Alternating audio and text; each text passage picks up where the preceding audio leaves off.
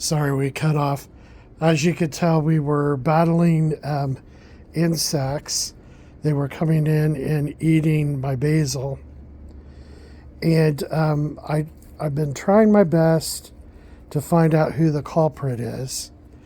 And I did discover that there was an inchworm that was going around. I got him off. I think some of this is just remnants of that, because I look around, look underneath the leaves, and I don't see that pest anymore. But then you see all this nice green leaves. I'm sure there's something that's making a snack out of them, but hopefully, I really can't tell what it could be. I do have a bug zapper that I might put over here and have it plugged in, so it's not a zapper, it's actually a trapper. It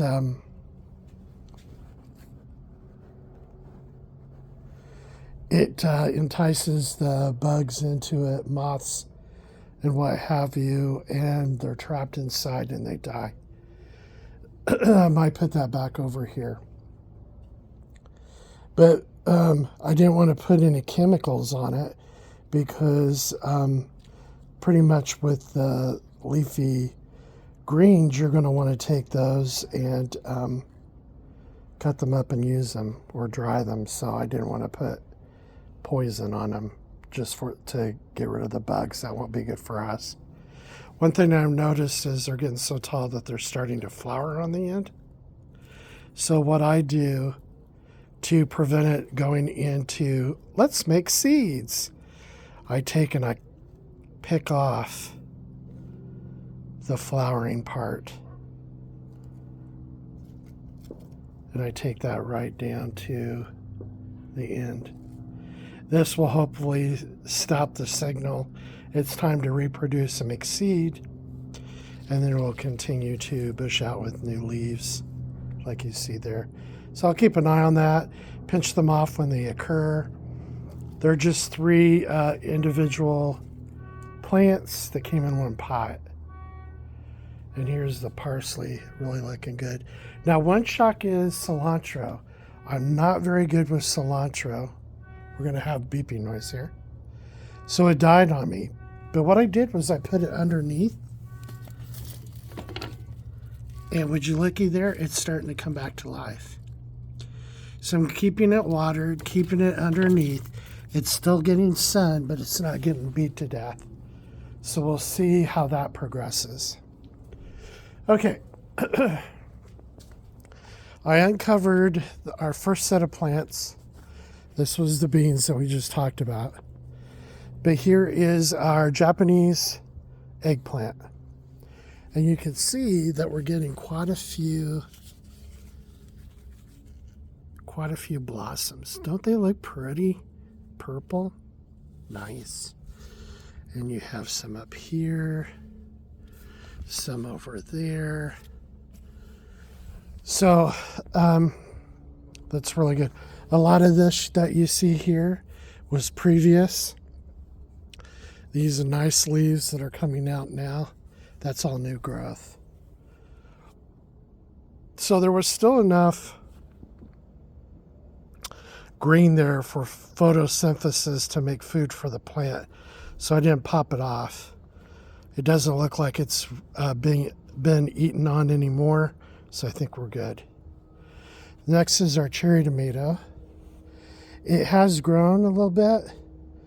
It doesn't seem like it's going to get tall or bushy. But if you look here, there's pretty blossoms on it. I'm trying to get a good angle. So that's our cherry tomato.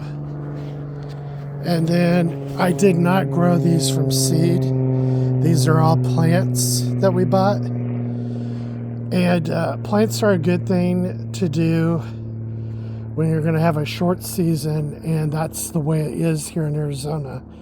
It's like the weather turns on a dime. It goes from 100 and within a month it can go all the way down to the 70s, so or 80s. There's a big quick transition.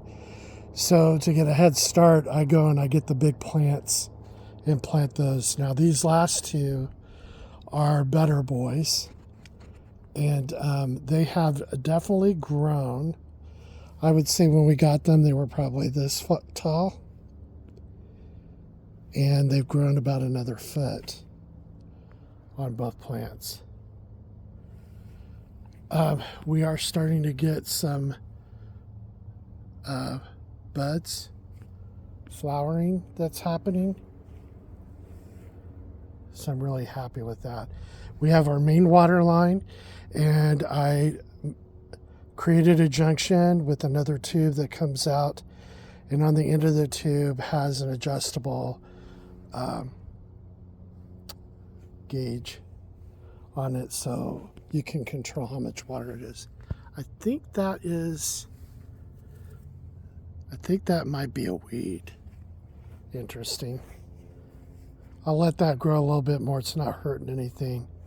Make sure that's what that is and not leftovers from spring. So, fertilizing. When we were talking about the beans, usually you do your initial fertilizing of the soil, which we talked about in my earlier couple of videos ago. And then you put your plants into it. The next time you want to feed is when you start to see them flower, which all 4 of these plants are doing that. So once a week, you take your liquid fertilizer, and I already introduced that to you in the bean video, so go over and take a look at that. But you would introduce once a week feeding of that liquid fertilizer that mixes in with the water from your hose, and water those down, and you feed them once a week.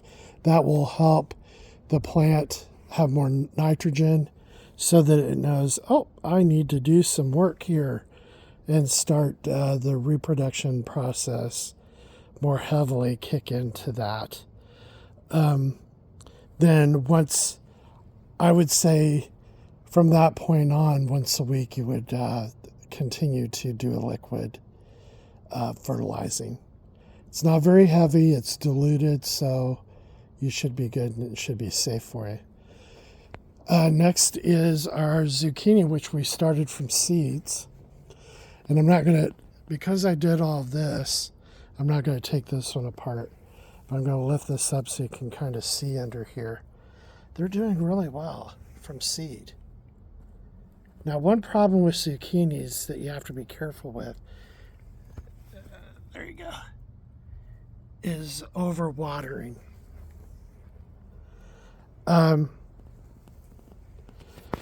That's why I put them on a drip hose.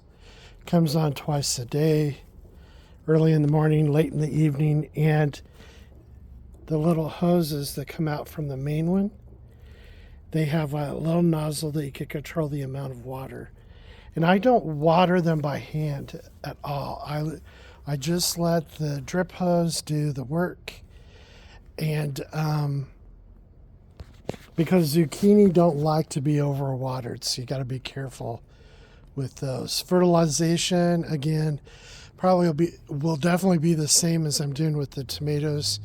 I've got to start fertilizing these tomatoes and eggplant first and not touch these until these start to develop, start to flower, and then I'll start to fertilize them. These guys were left over from my spring planting, and they were under shade cloth after producing so that I could kind of keep them around. They're starting to come back. These are jalapenos. I'm starting to get new, fresh life back into them. That's a jalapeno there. These are the green bell peppers. They are worse for wear. It's still green, and I'm not giving up on them because you are getting new growth that's starting to come back out again. So I've been keeping these not shade cloth anymore, because I think it really needs the sun and energy to start, producing back to health again. I planted beets, and the beets are here. Swiss chard's there. I just have one little Swiss chard that's starting to come up. Got a drip hose to water those. Nothing showing here yet. And the beets haven't come through, and I think it may be a little too hot yet for them to start wanting to sprout. So we'll see. Jury's out. I'm hand watering the beets. And over here we have spinach. These 4 rows are spinach. And these rows over here, these 6, is lettuce. Leaf lettuce. So still nothing showing up. Hopefully it will in another week. They're kind of slow to germinate, but once they germinate and start greening up, they grow pretty fast. So we'll see how that goes. Anyway, that's our garden. You have a wonderful Saturday, and I will catch you all next week. Bye for now.